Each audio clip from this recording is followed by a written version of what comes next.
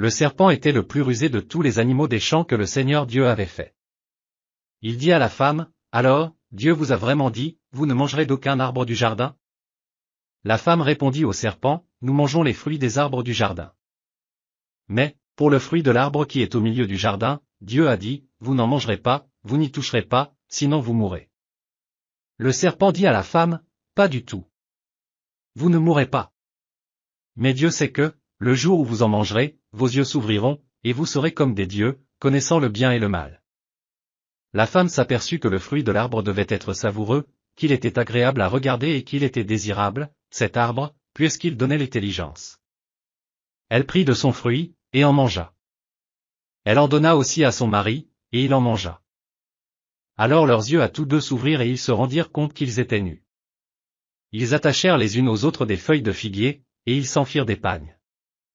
Ils entendirent la voix du Seigneur Dieu qui se promenait dans le jardin à la brise du jour.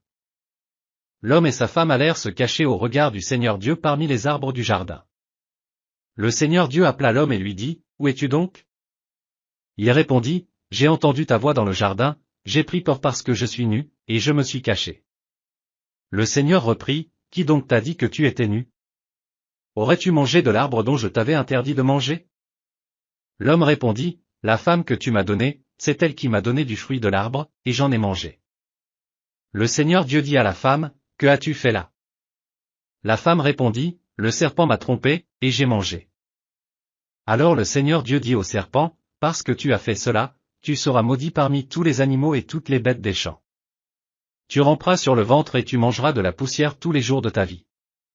Je mettrai une hostilité entre toi et la femme, entre ta descendance et sa descendance, celle-ci te meurtrira la tête, et toi, tu lui meurtriras le talon. » Le Seigneur Dieu dit ensuite à la femme, « Je multiplierai la peine de tes grossesses, c'est dans la peine que tu enfanteras des fils.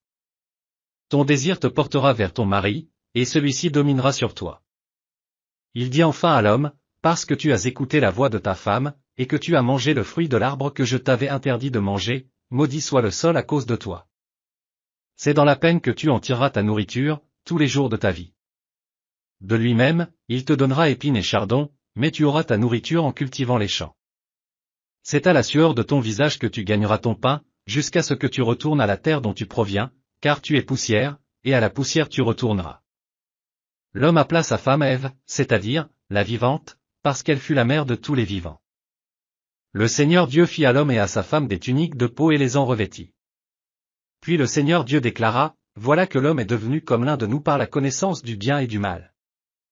Maintenant, ne permettons pas qu'il avance la main, qu'il cueille aussi le fruit de l'arbre de vie, qu'il en mange et vive éternellement. » Alors le Seigneur Dieu le renvoya du jardin d'Éden, pour qu'il travaille la terre d'où il avait été tiré.